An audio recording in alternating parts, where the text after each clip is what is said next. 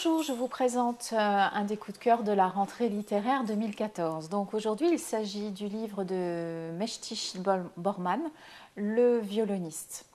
Alors, le titre peut paraître un petit peu trompeur, il n'est pas tellement question de musique, ça n'est qu'un prétexte. En fait, il s'agit d'un violoniste russe qui, au sortir d'un concert, se fait arrêter et emmené au goulag.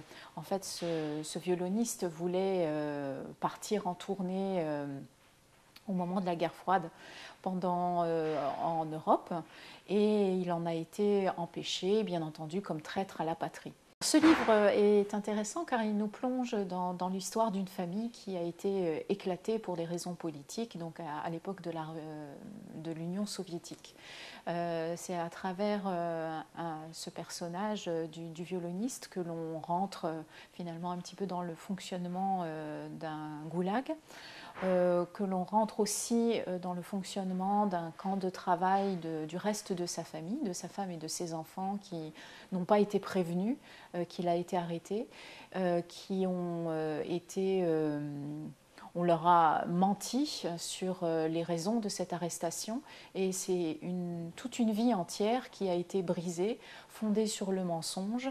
Le violoniste croyant que sa famille était au courant de ce qui lui était arrivé alors qu'il n'en était rien, et sa femme qui pensait réellement, car on lui a fait croire qu'il était un traître à la patrie, et qui finalement a refait sa vie et qui a au final réussi à reconstituer toute l'histoire de son mari enfermé au goulag et le drame effectivement que peut apporter toutes ces révélations.